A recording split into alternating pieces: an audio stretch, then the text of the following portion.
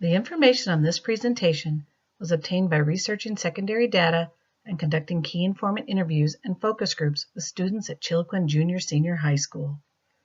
This Photovoice project represents the voices of the youth in the Chiloquin region. Chiloquin is a modest community located approximately 30 miles north of Klamath Falls. Resting inside a small valley with the Sprague and Williamson River running through, Chiloquin is surrounded by mountains and wetlands.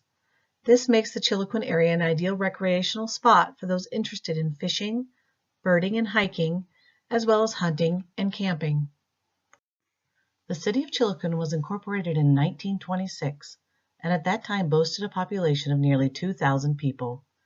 Because of the thriving infrastructure, residents rarely ventured outside the city limits, as their needs could easily be met in town. Unlike today, Chiloquin had grocery and drug stores, dress shops, and dentist offices, as well as a pool hall, a movie theater, and a roller rink providing the local entertainment. Work was also in abundance for its citizens, as Chiloquin's box factories and the 3 lumber mills provided employment for the majority of the population. Today, Chiloquin no longer thrives as it once used to. This was evidenced by information gathered during secondary analysis, an infrastructure assessment, and key informant interviews, all of which revealed a struggling community. Within the city, there are no historical markers, and the park appears to be unused. The majority of the stores and restaurants have barred windows, suggesting safety or crime as a primary issue. However, standing out from the surrounding structures, there is a recently renovated library and community center where various activities are offered during the holidays and summer months. Additionally, local churches and the tribal community offer dance and exercise classes, among other activities, but there are a few other places available for entertainment. There are a total of 425 housing units in the Chiloquin region, of which approximately 35% remain vacant. In 2013, the unemployment rate was 13.7%, with an estimated median household income of approximately $35,000, leaving relatively 41% of the Chiloquin population living at or below poverty level. Chiloquin has just slightly over 700 inhabitants made up of various ethnicities, with Native American and Caucasian as the majority.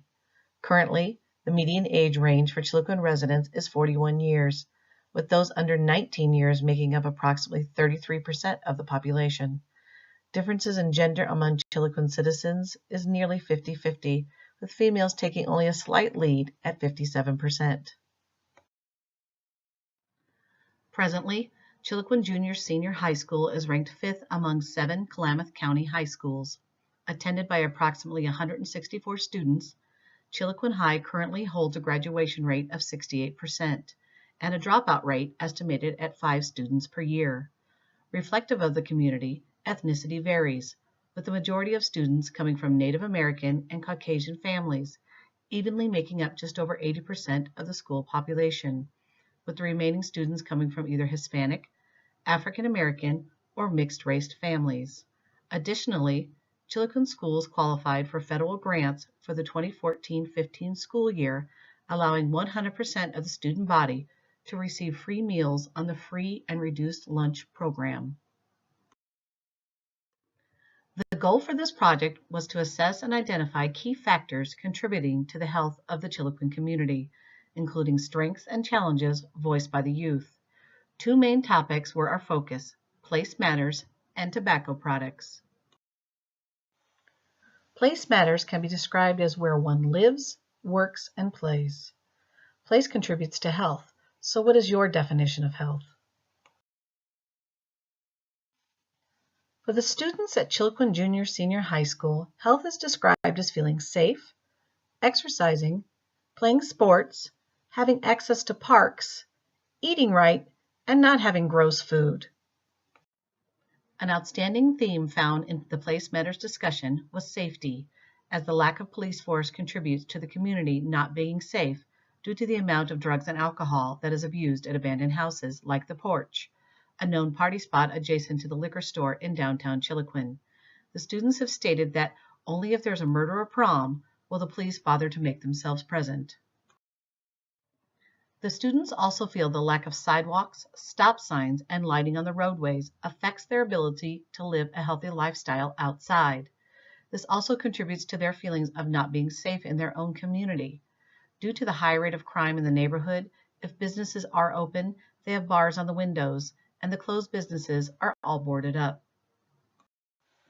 Peer pressure in hallways of Chillicothe Junior Senior High School is aggressive. Youth described being bullied to try things such as drugs and alcohol. Bullying usually consists of name-calling and most often turns violent.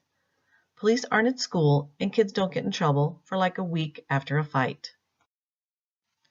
When going into stores, tobacco ads are noticed and the colors on the packaging draws attention. Tobacco products are easily accessible. As a student stated, if kids want tobacco products, they can just ask someone else to buy it for them or bribe the clerk to give it to them. For others, exposure to secondhand cigarette smoke has been enough to deter them from using. E-cigarettes are not prevalent amongst youth, mainly because of the cost and little knowledge about the product. However, instead of tobacco products being used, drugs are used much more frequently by youth in the school. Weed is popular because it's described as easy to grow in Chillicothe, because there are never any cops, and you can buy it from lots of people at school. The pill Molly is also explained as a big problem throughout the school, as well as an edible bar known as Triple C that causes its users to hallucinate. Our findings from the focus groups identify multiple strengths and challenges in the community. Community strengths were described as the availability of sports activities at school, having a good school with good teachers, opportunities for college scholarships, and having friends and family within the community. Community weaknesses included drugs and alcohol in the school and within city limits, bullying, violence, and peer pressure at school, feeling unsafe due to lack of police presence, and a need for improved sidewalks, stop signs, and lights, better food choices, and less accessibility to tobacco. Important findings include the need to feel safe within the community, the lack of police presence, the prevalence of drugs and alcohol, bullying, violence, and the need for improved roadways to walk around town. Youth recommendations include an active police force within city limits, bulldozing abandoned houses, adding sidewalks and streetlights, creating a better foreign language and art elective programs, putting a stop to bullying, and adding a security guard for on and around the school grounds. The Photovoice project helped to increase knowledge about important issues that were expressed by the youth in the Chillicothe region.